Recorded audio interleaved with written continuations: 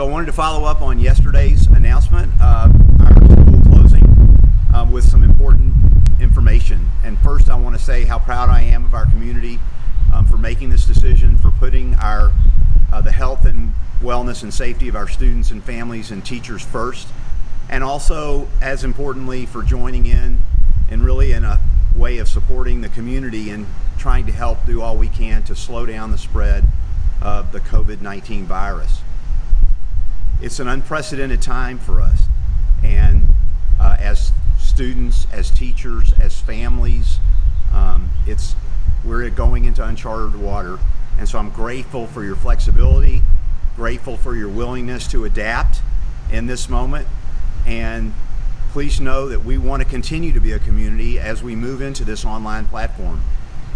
And we want you to feel comfortable reaching out to us when you have questions, when you have concerns of any nature, because first and foremost, we're a community that's based on meaningful relationships and believes in the infinite worth and dignity of the individual.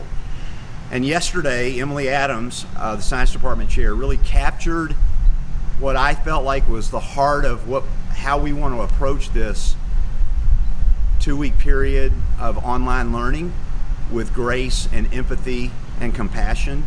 And so I've asked her to come and share that with you. Emily.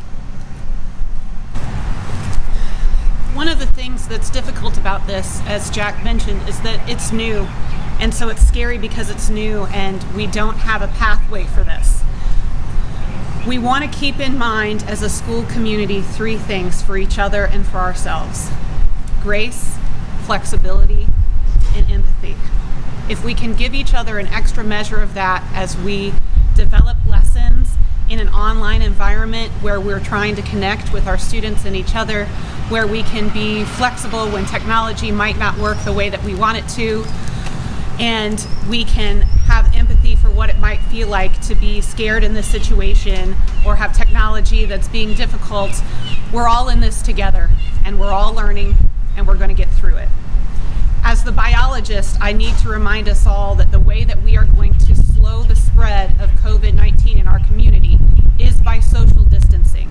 As a school, we've done that by closing school for at least 2 weeks. It's important that we in our homes do that as well, so we can't get together as large groups to practice studying while we are doing our distance learning. We're still a community. We're still going to connect. We're just going to do it virtually. Thank you, Emily, very much for that. I guess the most important things that I can say are, please remember that we're a community, and we want to continue to do that even though we're not together. And it's going to be a little different in being a community online, but as Emily said, we're going to go forward into that with an extra measure of grace and an extra measure of compassion and understanding.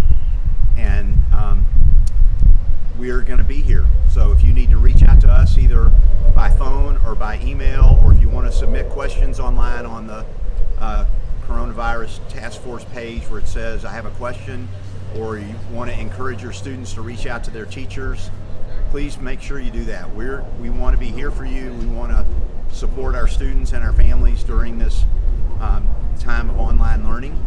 And please be sure to reach out if you have any questions.